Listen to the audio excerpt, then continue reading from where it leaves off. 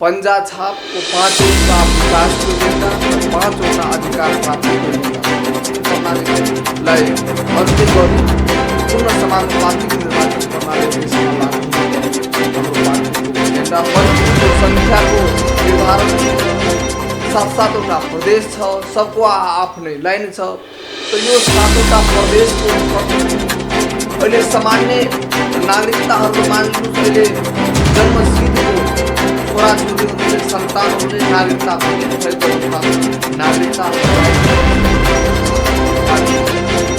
अधिकार प्राप्तिको एजेन्डा मात्रै हामीले उम्मेदवारी दिएका छौँ। प्रतिनिधि सभामा हाम्रो उम्मेदवारी एउटै सिट आए पनि, 10वटा सिट आए पनि, 2/3 आए पनि, 1/3 आए पनि, कमसेकम एउटा सिट पनि आए नेपाल सडकको आन्दोलन सदनमा पुर्याउनको लागि, सदनमा आवाज उठाउनको लागि नेपाल प्रतिनिधि सभामा प्रत्यक्षतर्फ यो मध्य प्रदेशमा खास गरेर 6वटा उम्मेदवारीको अवस्था थियो।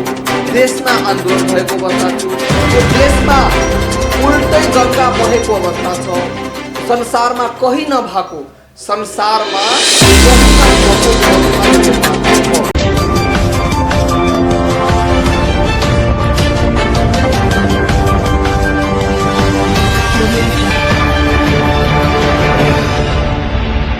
नमस्कार, सिरिस टकको आजको श्रृङ्खलामा स्वागत छ यहाँहरूलाई। म अजय शाह।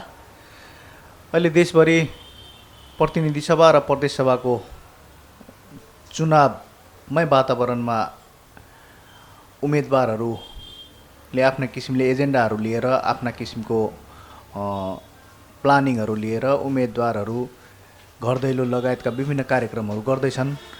सोही सन्दर्भमा हामीले सिरिस टकमा उम्मेदवारहरूसँग विभिन्न किसिमले उहाँहरूले ल्याउनु भएको एजेन्डा, उहाँहरूले गर्नुभएका विभिन्न किसिमको आफ्नो क्षेत्रको लागि गर्नुभएको विभिन्न किसिमको प्लानहरूको सन्दर्भमा हामीले सिरिस टक मार्फत कुराकानी गर्ने गरेका छौँ। र आज हाम्रो अतिथिको रूपमा कुराकानी गर्नको लागि हामीले निम्त्याएका छौँ नेपाल सद्भावना पार्टीका केन्द्रीय अध्यक्ष रामकुमार महतोजीलाई, जो कि उहाँ समानुपातिकको तर्फबाट मध्य प्रदेशमा उम्मेदवार हुनुहुन्छ।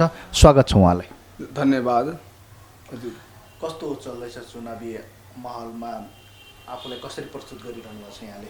अब खास गरेर हामीले अहिले चुनावी माहौलमा भन्दाले पनि हामीले अहिले मतदाता जागरण तथा भण्डाफोड अभियान हाम्रो पार्टीको जुन पूर्व निर्धारित कार्यक्रम छ त्यसअनुसार नै खास गरेर मध्य प्रदेश र मधेसका जिल्लाहरूमा मतदाता जागरण अभियान र भण्डाफोड कार्यक्रमहरू हामीले विभिन्न रूपमा हामीहरूले अहिले देशव्यापी मधेसव्यापीमा हामी सञ्चालन गरेको छौँ, जसमा मधेसका विभिन्न चौक चौराहा ग्राम बजारमा हामीले अहिले प्रत्यक्ष मतदाताहरूसँग प्रत्यक्ष भेटघाट, प्रत्यक्ष कुराकानी र मतदाताहरूलाई अब आउने मङ्सिर 4 गते जुन चुनाव छ त्यस चुनावमा चाहिँ कस्तो जनप्रतिनिधि हामीलाई चाहिएको छ, कुन जनप्रतिनिधिले मधेसी र जनताको लागि काम गर्नेछ, कस्तो हाम्रो मतदाताको त्यसमा भूमिका हुनेछ, त्यसका लागि चाहिँ हामीले अहिले मतदाता जागरण तथा भण्डाफोड अभियान खास गरेर हामीले अहिले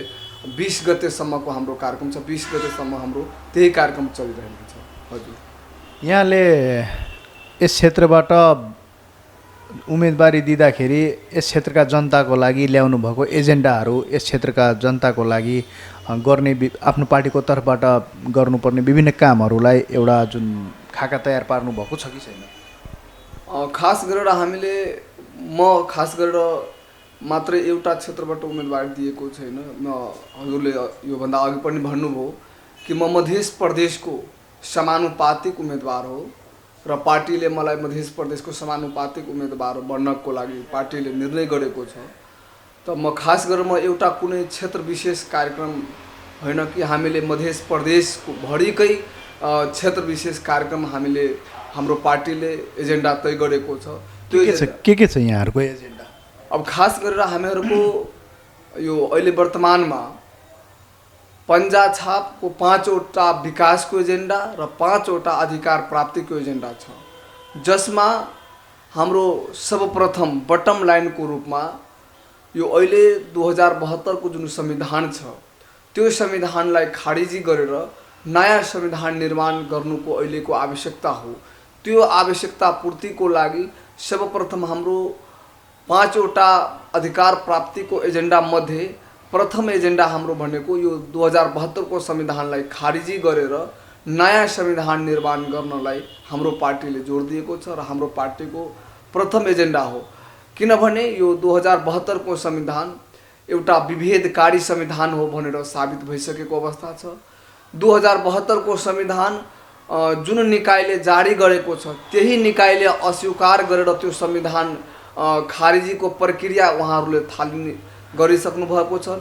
जुन राष्ट्रपतिले हामी तपाईले हेर्नुभयो विगतको दिनमा 2072 सालको आश्विन 3 गते जुन संविधान जारी भएको थियो एउटा राष्ट्रकै प्रमुख राष्ट्रपतिबाट जारी भएको संविधान अहिले आएर राष्ट्रपतिबाट नै त्यो संविधानलाई अस्वीकार गरेर त्यो संविधानलाई नमानेर आफ्ना व्यक्तिगत हिसाबले हिँड्ने जुन वातावरण बढिसकेको छ यो यसले पुष्टि भइसकेको छ कि यो नेपालको संविधान नेपालका नागरिकका लागि छैन, नेपाली जनताको लागि छैन।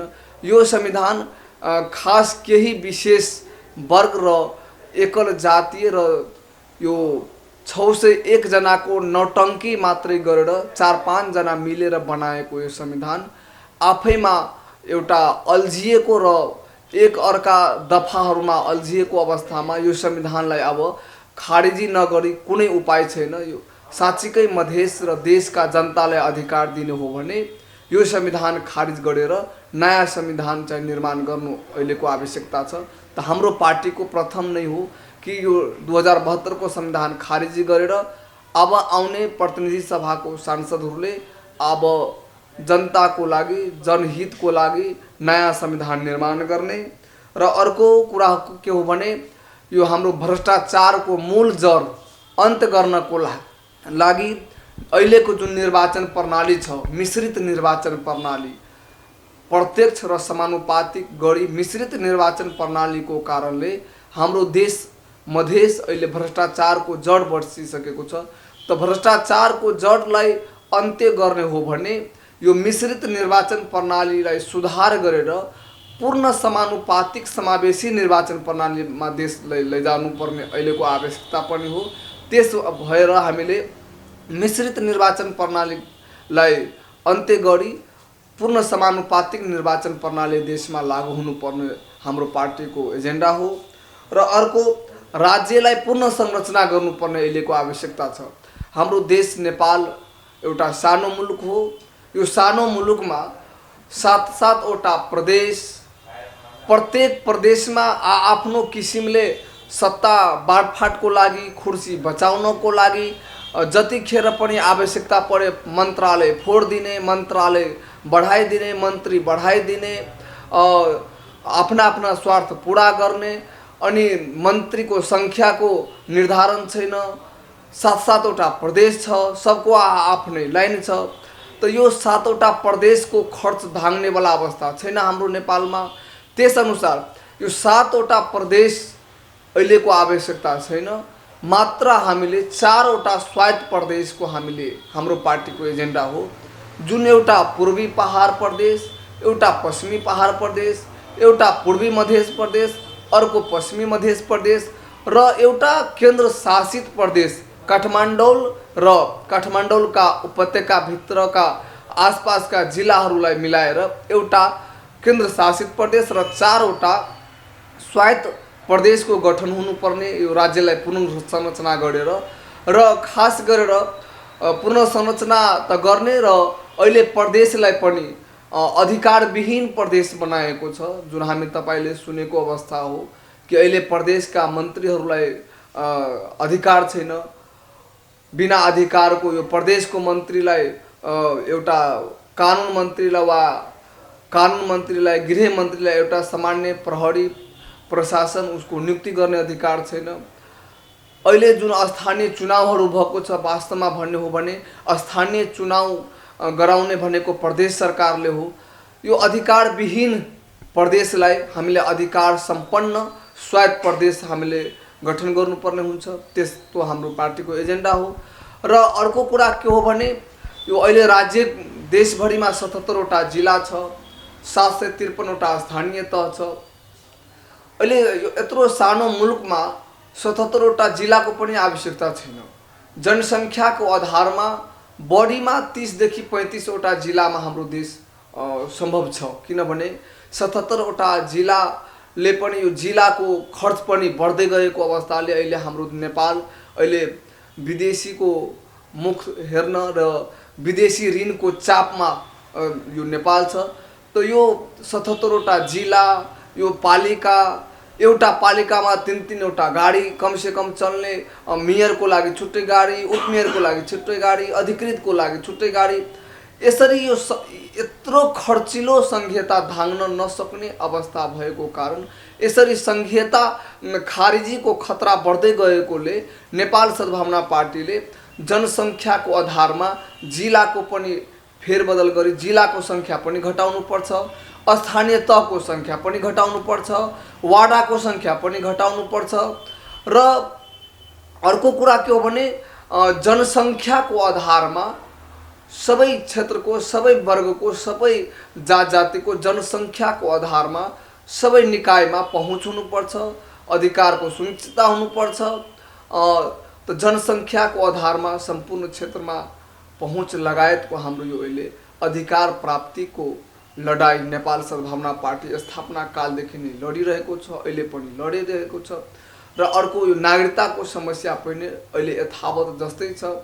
हाम्रो नेपालमा नागरिकता जस्तो संवेदनशील विषयलाई राज्यले ध्यान नदिनु, विभिन्न पार्टीहरूले ध्यान नदिनु, लाखौँ युवाहरूलाई नागरिक विहीन बनाएर बेरोजगार राख्नु, नागरिकता बिना विभिन्न समस्याहरूलाई उत्पन्न गर्नु, यसमा राज्यको ध्यान नपहुँच्नु। अहिले सामान्य नागरिकताहरू मानिलिनुहोस्, अहिले जन्मसिद्धको छोराछोरीहरूले, सन्तानहरूले नागरिकता विहीन भएको अवस्था छ।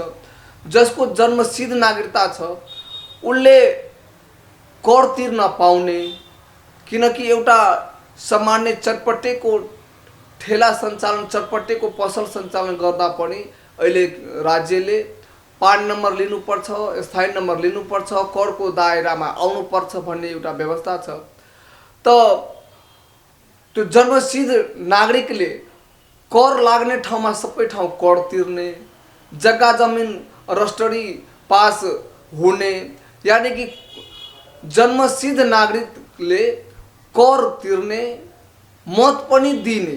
अहिलेको जुन अहिले आउँदैछ जुन निर्वाचन, त्यसमा जन्मसिद्ध का नागरिकताहरूले पाएका व्यक्तिहरूले मत पनि प्रदान गर्ने।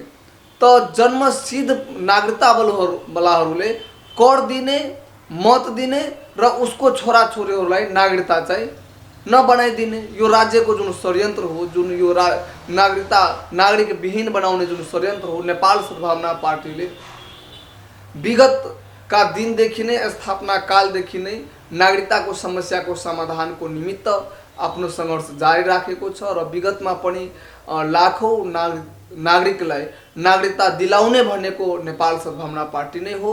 र अहिले पनि यो 5-7 वर्षदेखि जुन नागरिकताको विषयमा, जस्तो संवेदनशील विषयमा यी पार्टीहरू नागरिक बनाउने जुन षड्यन्त्र छ, अहिले नेपाल सद्भावना पार्टी जबसम्म नागरिकताको आन्दोलन गर्दैन, जबसम्म नेपाल सद्भावना पार्टी आफ्नो प्रतिनिधित्व हुँदैन संसदमा, तबसम्म नागरिकताको समस्या समाधान नहुने अवस्था भएको कारणले नागरिकता लगायतका विषयहरू हाम्रो पार्टीको अधिकार प्राप्तिको एजेन्डा हो।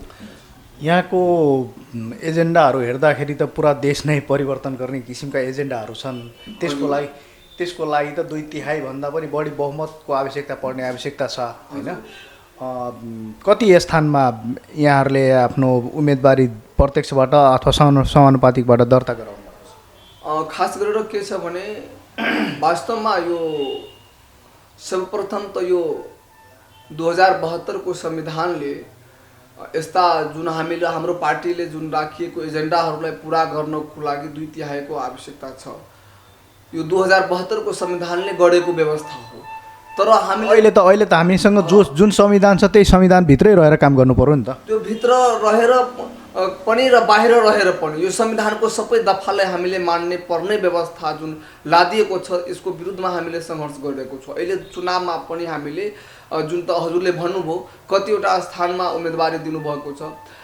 राम्रो काम गर्नको लागि कुनै 2/3 4/3 आवश्यकता पर्छ भन्ने हामीलाई लागेको छैन।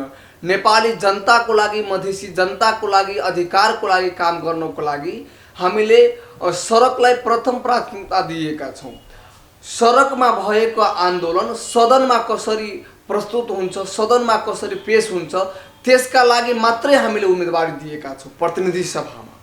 प्रतिनिधि सभामा हाम्रो उम्मेदवारी एउटै सिट आए पनि, 10वटा सिट आए पनि, 2/3 आए पनि, 1/3 आए पनि, कमसेकम एउटा सिट पनि आए नेपाल सद्भावना पार्टीको सडकको आन्दोलन सदनमा पुर्याउनको लागि, सदनमा आवाज उठाउनको लागि नेपाल सद्भावना पार्टीको प्रतिनिधि सभामा प्रत्यक्षतर्फ यो मध्य प्रदेशमा खास गरेर 6वटा स्थानमा हाम्रो उम्मेदवारी छ। प्रतिनिधि सभामा र प्रदेश सभामा पनि हाम्रो समानुपातिकमा सबै सिटमा उम्मेदवारी छ र प्रत्यक्षमा चाहिँ केही मध्य प्रदेशका 8 जिल्लाहरूमा केही स्थानहरूमा प्रदेश सभामा पनि हाम्रो उम्मेदवारी छ। त यो उम्मेदवारी हाम्रो भनेको 2/3 पुर्याउनको लागि वा कसैलाई समर्थन गर्नको लागि होइन, हाम्रो एजेन्डा प्राप्तिको, हाम्रो अधिकारको एजेन्डा प्राप्तिको लागि, अधिकार प्राप्तिको लागि जुन हाम्रो सङ्घर्ष जारी छ त्यो सङ्घर्ष सदनमा गर्नको लागि, यो आन्दोलन सडकको आन्दोलन सदनमा गर्नको लागि हाम्रो प्रतिनिधित्व हुनको लागि मात्रै हाम्रो उम्मेदवारी हो।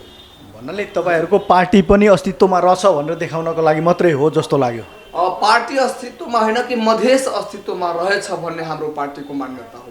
हाम्रो पार्टीको उम्मेदवारी भनेको मधेस पनि एउटा अस्तित्वमा रहोस्, किनकि नेपाल सद्भावना पार्टी बेगर मधेस अस्तित्व विहीन हुँदै गएको अवस्था छ। मधेसको एजेन्डा बेच्ने प्रवृत्ति जुन नेताहरूले गरिएको छ, यो एजेन्डालाई जीवित राख्ने, यो एजेन्डाको अधिकारको लागि लडाइँ सङ्घर्ष जारी राख्नको लागि नै हाम्रो पार्टीको उम्मेदवारी हो।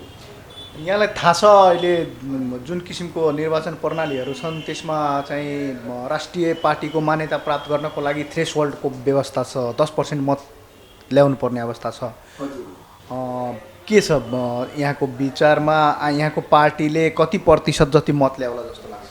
सबैभन्दा पहिले यहाँलाई म भन्न चाहे कि राष्ट्रिय मान्यता प्राप्त गर्नको लागि 3% भनिएको छ यो नेपालको संविधानले र यो अहिलेको निर्वाचन ऐन कानुनहरूले, कि जति मत सदर भएको छ त्यसको 3% अनिवार्य र एउटा प्रतिनिधि सभा जित्नै पर्ने हुन्छ। यो मैले अगाडि नै भनिसकेँ यहाँलाई कि यो सबैभन्दा पहिले यो संविधानको सबै धारा हामीले मानिरहेकै अवस्था छैन, हामीले सबै धारा मानेको छैन। यो संविधान विभेदपूर्ण संविधान हो। यो संविधानको खारिजीकै पक्षमा हाम्रो पार्टी छ। त यही संविधानमा नै उल्लेख भएको छ, यही ऐन संविधान अनुसार बनेको ऐन कानुनमा जुन यो 3% अनि एउटा सिट अनिवार्य जित्नुपर्ने जुन यो बाध्यताहरू ल्याएको छ, यो घुमाइ फिराइ गरेर 2-3वटा पार्टीको मात्रै राज्य 2-3वटा पार्टीको कब्जामा रहोस्, नेपाली जनता केही व्यक्तिको मुठीमा रहोस् भन्ने यो एउटा विभेदकारी नीति हो।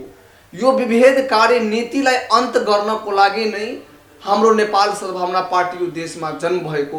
त यो 2/3 3% जित्नुपर्छ, यो सबै पार्टीलाई खत्म गरेर आफूलाई ठुलो दल भन्ने काङ्ग्रेस एमाले जस्ता यो 2-3वटा जुन पार्टीहरू छ त्यो पार्टी मात्रै देशमा रहोस्। यही 2-3वटा पार्टीले पालोपिली यो देशलाई बर्बाद गरोस्, यो देशलाई बेचोस्, यो देशलाई खाओस्, यो देशलाई भ्रष्टाचारीको आखरा बनाओस्। 2-3वटा पार्टीको जुन यो षड्यन्त्र छ त्यो षड्यन्त्रको विरुद्धमा हाम्रो पार्टीको उम्मेदवारी र हाम्रो पार्टीको सङ्घर्ष जारी छ। त यो संविधानमा वा ऐन कानुनमा यो 3% यो पर्सेन्टेजहरूको जुन व्यवस्था गरिएको छ त्यो व्यवस्थालाई सर्वप्रथम हाम्रो पार्टीले मान्दैन। तपाईँको पार्टीले नमाने पनि अहिले जुन व्यवस्था छ त्यो व्यवस्था अनुसार त देश चल्नै पर्ने अवस्था छ होइन, र त्यो भएपछि त पक्कै पनि अहिलेको जुन व्यवस्था छ त्यो व्यवस्थालाई नै टेकेर हिँड्नुपर्छ। अब तपाईँले अहिले जस्ट आफैले स्वीकार गरे अनुसार तपाईँको पार्टीको अस्तित्व छ, मधेसको अस्तित्व छ भनेर देखाउनलाई नेपाल सद्भावना पार्टीको पनि उम्मेदवारी भएको भन्ने कुरालाई स्वीकार्नुहुन्छ? खास गरेर म यहाँलाई के जानकारी गराउन चाहे भने कि पुरै देशलाई थाहा छ, मधेसलाई थाहा छ, जुन दिन यो 2072 को संविधान जारी भएको हो त्यो दिन यो देशको 80% जनता आन्दोलनमा भएको अवस्थामा यो देशको संविधान जारी भएको हो र संविधान जारी गर्ने दिनमा नेपाल सद्भावना पार्टीको पनि प्रतिनिधित्व संविधान सभाको सदस्य थियो।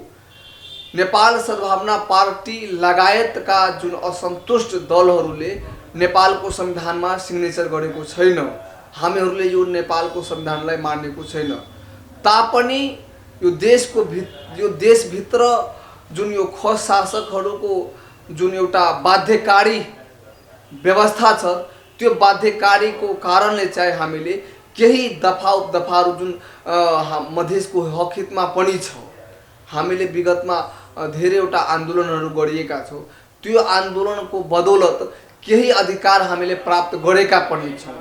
त त्यो प्राप्त उपलब्धिलाई रक्षा गर्नको निमित्त हाम्रो उम्मेदवारी हो र प्राप्त अधिकारलाई रक्षा गर्ने र बाँकी अधिकारको लागि आफ्नो लडाई जारी राख्ने उद्देश्यले नै हाम्रो यो निर्वाचनमा हामीले भाग लिएका छौँ।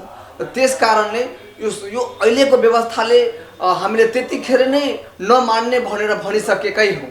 जुन यो देशमा जुन दिन संविधान जारी भएको हो त्यो दिन केही क्षेत्रमा दीपावली मनाएको हो, केही क्षेत्रमा केही व्यक्तिले दीपावली मनाएको छ र अधिकांश भूभागमा यही देशभित्र अधिकांश भूभागमा ब्ल्याक आउट भएको अवस्था थियो। हामीले कालो दिवसको अहिले पनि कालो दिवसको रूपमा हामीले मनाउँदै गरेका छौँ। त्यो दिन पनि हामीले कालो दिन भनेका थियौँ। त्यही दिन हाम्रो मधेसमा आन्दोलन भएको अवस्था थियो, देशमा आन्दोलन भएको अवस्था थियो। यो देशमा उल्टै गङ्गा बहेको अवस्था छ। संसारमा कहीँ नभएको व्यवस्था यो नेपालमा छ। अन्य मुलुकहरूमा, अन्य देशहरूमा जुन वर्गको, जुन समुदायको जनसङ्ख्या बढी छ त्यो समुदायले चाहिँ कम जनसङ्ख्या समुदाय भएको व्यक्तिमाथि शासन गर्नेछ र यो नेपालमा उल्टै गङ्गा बढिरहेको छ। 20% समुदायले 80% समुदायमाथि शासन गर्ने जुन प्रवृत्ति छ त्यही प्रवृत्ति अनुसार यो संविधान पनि जारी भएको छ।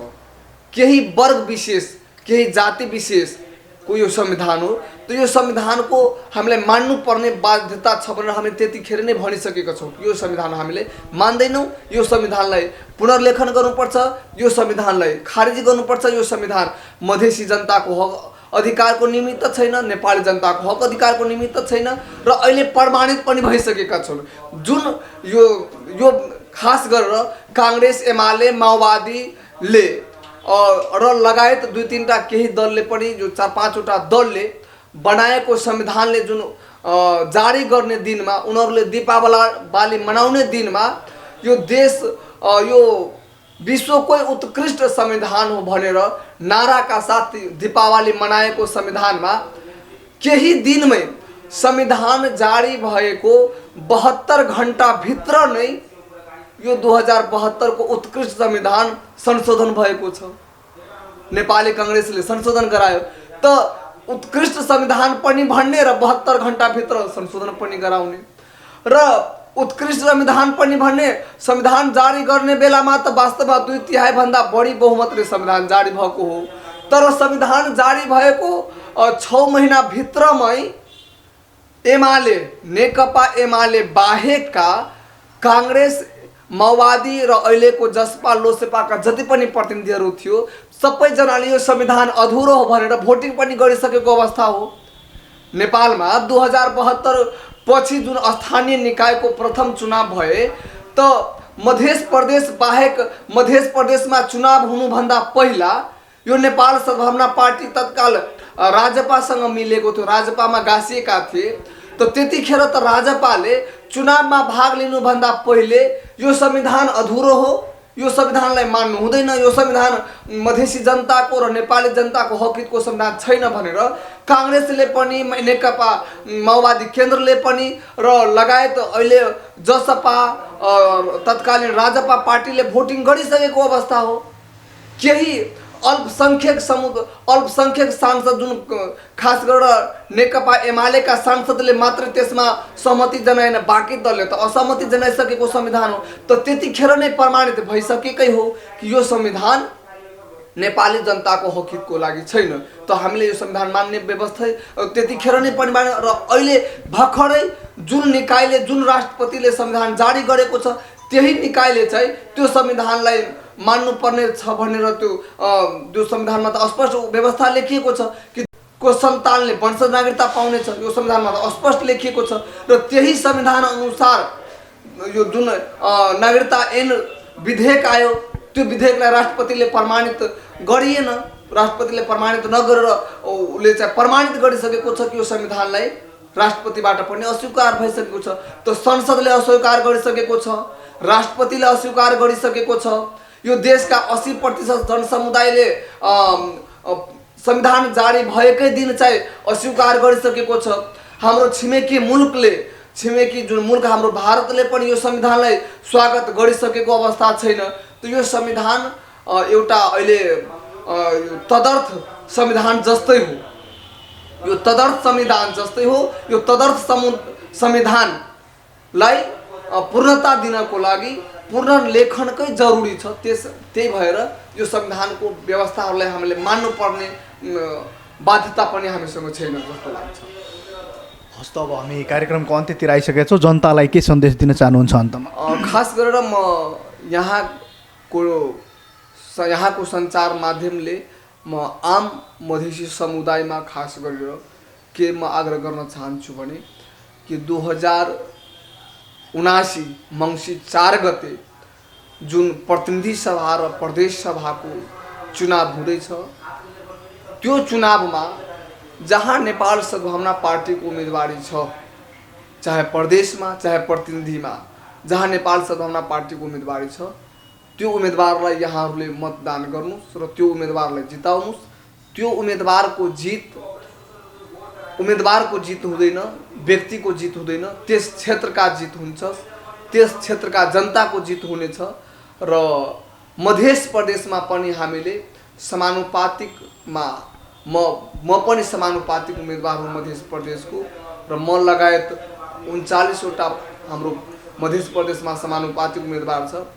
सम्पूर्ण मतदाताहरूलाई म आग्रह गर्न चाहन्छु तपाईहरूले समानुपातिकतर्फ मधेसभरिकै जनताहरू पन्जा छापको चुनाव चिन्हमा समानुपातिकतर्फ तपाईहरू मतदान गर्नुहोस्। यो पार्टीको जित भनेको मधेसको जित हुनेछ। यो पार्टीको जित भनेको मधेसी जनताको जित हुनेछ। यो पार्टीले यदि सरकार बनाउँछ भने मधेस सरकार मधेसी जनताको सरकार हुनेछ भन्ने प्रतिबद्धता म जाहेर गर्न चाहन्छु। र अहिले जुन हाम्रो मधेसको महान पर्वको रूपमा हामीले आजदेखि जुन हिजैदेखि सुरुवात भइसकेको अवस्था छ, आज खरना पबनी छ, भोलिदेखि पर्सिसम्म हाम्रो छठ पावन जुन हाम्रो मिथिला लगायत मधेस र देशमा मनाउने जुन छठ पर्व छ त्यो छठ पर्वको पनि हामीले सम्पूर्ण नेपाली दिदीबहिनी, नेपाली दाजुभाइहरूमा यो छठ पर्वको र सामा चकेबा पर्वको म शुभकामना पनि दिन चाहन्छु। र साथै म के भन्न चाहन्छु भने मधेसको संस्कृतिलाई संरक्षण गर्नको लागि, मधेसको संस्कृतिलाई सम्वर्धन गर्नको लागि, मधेसको संस्कृतिलाई अन्तर्राष्ट्रिय र राष्ट्रिय जगतमा पहिचान दिलाउनको लागि पनि नेपाल सद्भावना पार्टीमा नै आफ्नो अमूल्य मत प्रदान गर्नको आग्रह सहित म सम्पूर्ण देशवासीलाई छठ पावनको हार्दिक मङ्गलमय शुभकामना व्यक्त गर्न चाहन्छु। हस् त यहाँले समय दिनुभएकोमा बहुत बहुत धन्यवाद। यहाँलाई शुभकामना छ, यहाँको पार्टीले सफलता प्राप्त गरोस्।